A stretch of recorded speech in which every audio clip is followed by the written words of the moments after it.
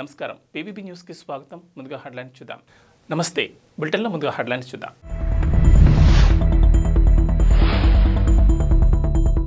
Good news, త్వరలో పట్టాలెక్కనున్న Moulali hitec city MMTS.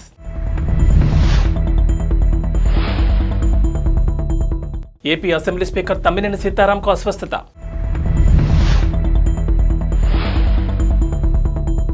Chandrababu ఆదేశాన్ని శిరసా వహిస్తా కేసినేని నాని.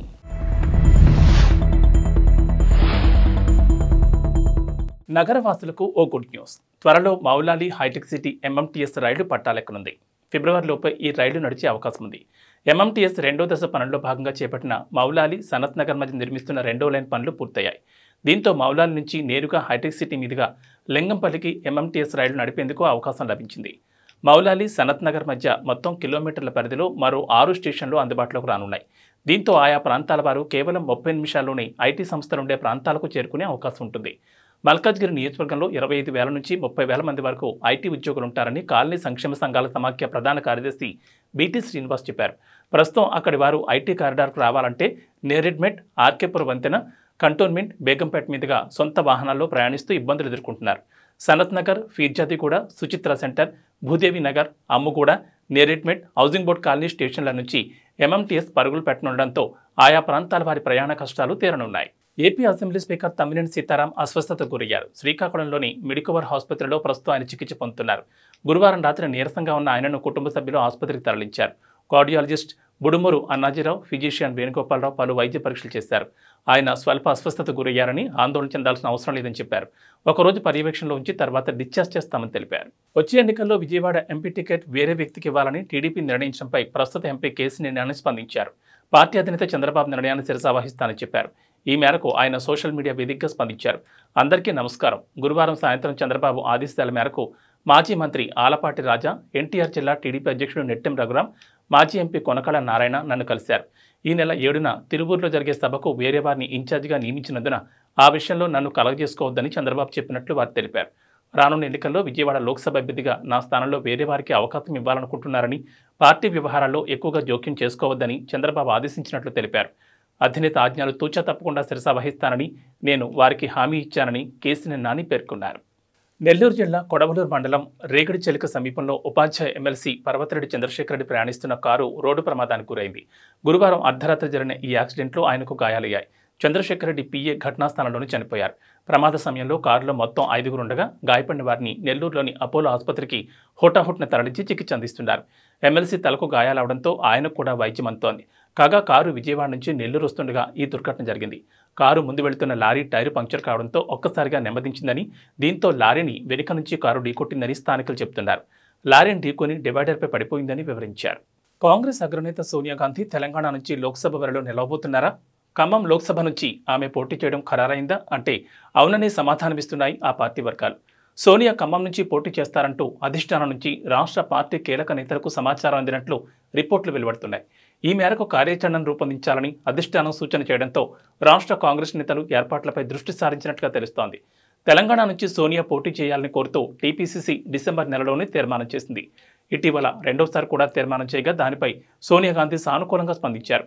గతంలోనే సూత్రప్రాయ అంగీకారం తెలిపినప్పటికీ ఎక్కడి నుంచి పోటీ చేస్తారనేది తాజాగా క్లారిటీ వచ్చింది. సోనియా తెలంగాణలో పోటీ చేస్తే ఇటు ఆంధ్రప్రదేశ్, కర్ణాటక వంటి దక్షిణాది రాష్ట్రాల్లో కూడా సానుకూల ఫలితాలు వస్తాయని కాంగ్రెస్ పార్టీ వర్గాలు లెక్కలు వేస్తున్నాయి. జనసేనాని పవన్ కళ్యాణ్ కాపు నేతలకు బహిరంగ లేఖ రాశారు. వైసీపీకి ఓటమి కళ్లదిటే కనిపిస్తోందని, అందుకే కొందరు కాపు పెద్దలను రెచ్చగొడుతోందని ఆరోపించారు. నేను గౌరవించే కాపు పెద్దలు నన్ను తిట్టినా దీవెనలుగా భావిస్తానని తెలిపారు. నన్నెంతగా దూషించినా వారికి జనసేన పార్టీ వాకిలి తెరిచే ఉంటుందని పవన్ కళ్యాణ్ స్పష్టం చేశారు. కాపులకు రిజర్వేషన్ ఇచ్చేది లేదని కరాఖండిగా చెప్పి కాపులనే పావులుగా వాడుకునే వ్యక్తిని ముందుగా ప్రశ్నించాలని పేర్కొన్నారు. కుట్రలు, కుయుక్తులతో అల్లిన వైసీపీ వలలో చిక్కుకోవద్దని కాపు పెద్దలకు నా విన్నపం అంటూ పవన్ తన లేఖలో పేర్కొన్నారు. రానున్న ఎన్నికల్లో వైసీపీ ఓటమి అనివార్యం. ఏపీ ప్రజలు తాము వైసీపీని సాగనంపుతున్నామని సర్వేల ద్వారా వెల్లడిస్తూనే ఉన్నారు. ఇలాంటి పరిస్థితుల్లో అన్ని సామాజిక వర్గాల్లోనూ నిర్దిష్టమైన శాతం, కాపు సామాజిక వర్గంలో బలమైన శాతం జనసేనకు అండగా ఉండడం వైసీపీ జీర్ణించుకోలేకపోతోంది. ఈ క్రమంలోనే కులపరమైన అస్త్రాన్ని ప్రయోగిస్తోంది. నేను గౌరవించే కాపు పెద్దలను రెచ్చగొట్టి పార్టీని బలహీనపరిచే దుష్ట ప్రయత్నాలకు ఒడగొడుతోందన్నారు. టీడీపీ అధినేత చంద్రబాబు ఇవాళ జైహో బీసీ ప్రచార రథాలను ప్రారంభించారు. మంగళగిరిలో టీడీపీ కేంద్ర కార్యాలయం మధ్య జరిగిన ఓ కార్యక్రమంలో ఆయన ఈ వాహనాలకు జెండా ఊపి ప్రారంభించారు. జైహో బీసీ కార్యక్రమంలో భాగంగా ఈ ప్రచార రథాల ద్వారా 25 పార్లమెంట్ నియోజకవర్గాల పరిధిలో ప్రజల్లో చైతన్యం తీసుకురావాలన్నది టీడీపీ ప్రణాళిక. అటు 175 అసెంబ్లీ నియోజకవర్గాల్లో టీడీపీ బీసీ నేతలు పర్యటించి బీసీలకు టీడీపీ గతంలో ఏం చేసింది, మళ్లీ అధికారంలోకి వస్తే ఏం చేయబోతోందని వివరించనున్నారు. జైహో బీసీ ప్రచార రథాలను ప్రత్యేకంగా డిజైన్ చేశారు. వాటిపై టీడీపీ వ్యవస్థాపక అధ్యక్షుడు ఎన్టీఆర్ బొమ్మ, అధినేత చంద్రబాబు బొమ్మ, ఇతర అగ్రనేతల బొమ్మలు, ప్రముఖ సంఘ సంస్కర్త అణగారిన కులాల ఆశాజ్యోతి జ్యోతిరావు పూలే బొమ్మను ముద్రించారు.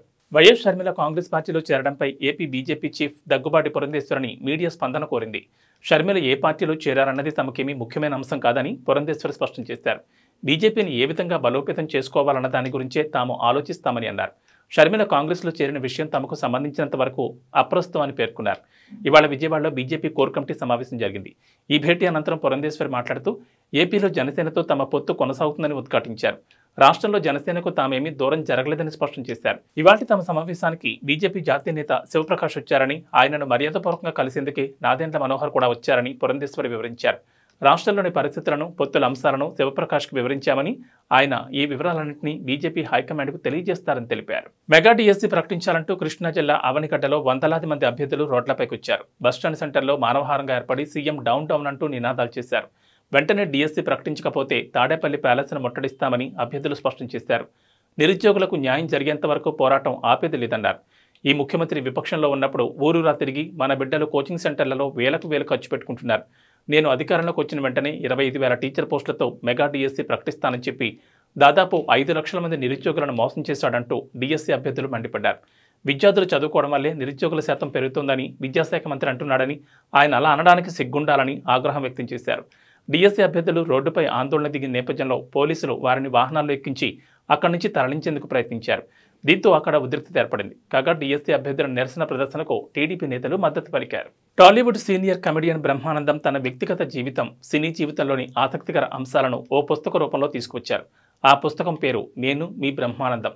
ఇందులో తనకు గురు సమానుడైన జంజాల గురించి, సన్నిహితుడైన మెగాస్టార్ చిరంజీవి గురించి పలు విషయాలను బ్రహ్మానందం పంచుకున్నారు.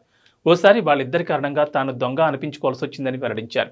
చంటబాయ్ చిత్రంలో ఓ పాటను చిత్రీకరించేందుకు చిరంజీవి, దర్శకుడు జంజాల, మిగతా యూనిట్ అంతా కలిసి ఊటీ వెళ్లారు. అక్కడ చిరంజీవి గారికి ఎంటర్టైన్మెంట్ కరువైందని నన్ను పిలిపించమన్నారు. అందుకు జంజాల గారు కూడా ఓకే అన్నారు.